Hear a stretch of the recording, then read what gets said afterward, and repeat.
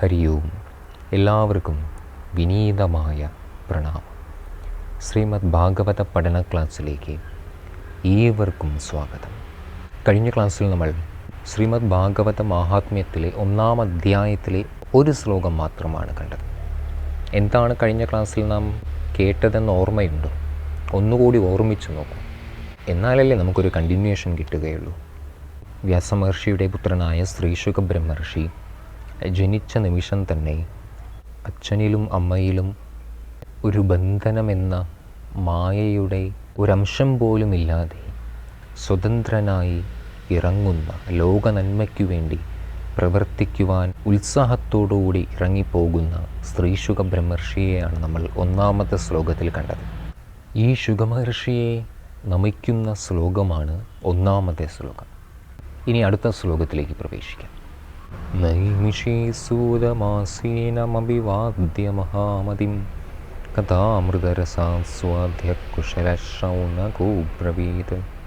നൈമിഷേ സൂതമാസീനം അഭിവാദ്യ മഹാമതിം കഥാമൃതരസാസ്വാദ്യ കുശലശൗനകോബ്രവീത്. ഇവിടെ 2-ാമത്തെ ശ്ലോകത്തിലേക്ക് നമ്മൾ പ്രവേശിക്കുമ്പോൾ ഇതിൽ നമുക്ക് കാണാനുള്ളത് ഭാഗവതത്തെപ്പറ്റി ആരാണ് ചോദിച്ചത്, ആരാണ് ഉത്തരം പറഞ്ഞത്, ഇത് കാണിച്ചു തരുവാൻ വേണ്ടി ആദ്യമായി തന്നെ കഥാരൂപേണ ഉദ്ഭവിച്ച രീതിയെ ഇവിടെ പറയുകയാണ് ഈ ശ്ലോകത്തിൽ. ഇതിൽ 2 പേരെ നമുക്ക് കാണാം ഈ ശ്ലോകത്തിൽ. ആരാണത്? ഒന്ന് സൂതൻ, പിന്നെ ശൗനകൻ. ഇനി ആരാണ് ഈ സൂതനും ശൗനകനും? നൈമിഷാരണ്യത്തിൽ ഒരു അതിബുദ്ധിമാനായ മഹാത്മാവുണ്ടായിരുന്നു. അദ്ദേഹമായിരുന്നു സൂതൻ. ഈ സൂതന് സമക്ഷം ആരാണ് വരുന്നത്? ശൗനകൻ. ശുനകപുത്രനായതുകൊണ്ട് ശൗനകൻ എന്നു പേരുള്ള ബ്രാഹ്മണൻ ചോദിക്കുകയാണ്. ആരോട്? സൂതനോട് ചോദിക്കുന്നു. എന്താണ് ചോദിച്ചത് എന്നീ ശ്ലോകത്തിലില്ല. ഇവിടെ നമുക്കൊരു കാര്യവും കൂടി മനസ്സിലാക്കാനുണ്ട്. സൂതൻ, ശൗനകൻ, ഈ 2 കഥാപാത്രങ്ങളെ നമ്മളിതിൽ കണ്ടു. ഇവിടെ ഈ 2 പേരുടെയും പ്രത്യേകതകൾ എന്താണ്? എന്തിനാണ് ഈ 2 പേരെ ഈ ശ്ലോകത്തിൽ വ്യാസമഹർഷി നമുക്ക് മുമ്പിൽ അവതരിപ്പിക്കുന്നത്? ഈ 2 പേർക്കും ഓരോ പ്രത്യേകതകളുണ്ട്. ആ ശ്ലോകത്തിലേക്കൊന്ന് നോക്കൂ. 2-ാമത്തെ വരിയിൽ കഥാമൃതരസാസ്വാദ്യ കുശല ശൗനകോബ്രവീത്. ശൗനകന് മുമ്പിൽ ശൗനകൻ്റെ വിശേഷണം പറഞ്ഞിട്ടുണ്ട്. കഥാ അമൃതരസ ആസ്വാദ്യ കുശല. കുശലൻ എന്ന് പറഞ്ഞാൽ സാമർഥ്യമുള്ളവൻ. എന്തിനു സാമർഥ്യം? കഥാ അമൃതരസ ആസ്വാദ്യ കുശലൻ.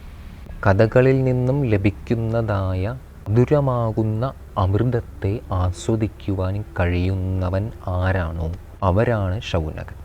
ഇതിലൂടെ വേണ്ട വിധം ചോദ്യം ചെയ്യുവാൻ സാമർഥ്യമുള്ളവനാണ് ശൗനകൻ എന്ന് സൂചിപ്പിക്കുന്നു. ഇത് മനസ്സിലായോ പറഞ്ഞത്?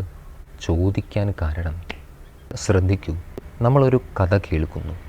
ആ കഥകളിലെ തത്വം അല്ലെങ്കിൽ രഹസ്യം നമുക്ക് മനസ്സിലാകണമെങ്കിൽ വെറുതെ നമ്മൾ ആ കഥകൾ മാത്രം കേട്ടുകൊണ്ടുപോയാൽ അതിനു പിന്നിലുള്ള തത്വത്തെ നമുക്ക് മനസ്സിലാക്കാൻ സാധിക്കില്ല. നമ്മൾ ചോദ്യങ്ങൾ ചോദിച്ചാലേ കഥയ്ക്കുള്ളിലുള്ള രഹസ്യം നമുക്ക് മനസ്സിലാക്കാൻ സാധിക്കും. അങ്ങനെ കഥയിൽ നിന്നും മധുരമാകുന്ന ആ അമൃതത്തെ, ആ രഹസ്യത്തെ, കഥയ്ക്കു പിന്നിലെ തത്വത്തെ ചോദിച്ച് അറിയുവാൻ സാമർഥ്യമുള്ളവനാകുന്നു ഇവിടെ ശൗനകൻ. ഇനിയും ഇതിൽ നമുക്ക് കുറച്ചുകൂടി കാര്യങ്ങൾ മനസ്സിലാക്കാനുണ്ട്. നമ്മൾ എന്തിനാണ് ചോദ്യങ്ങൾ ചോദിക്കുന്നത്? കാരണം ഈ ചോദ്യം വേണ്ടതുപോലെ ആയാൽ മാത്രമേ വക്താവിൻ്റെ ജ്ഞാനം മുഴുവനായും പുറത്തു വരികയുള്ളൂ. ചോദിക്കാത്തവരോട് പറയരുതെന്നാണ് മഹാന്മാരുടെ അഭിപ്രായം.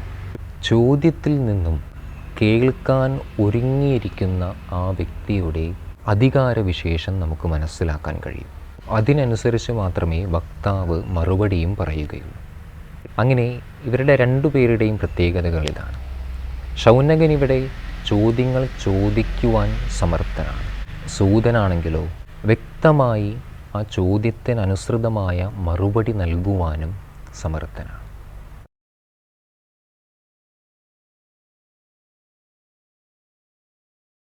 തുടർന്നുള്ള ശ്ലോകങ്ങൾ നമുക്ക് അടുത്ത ക്ലാസ്സിൽ കാണാം. ഏവർക്കും പ്രണാമം. ഹരി ഓം.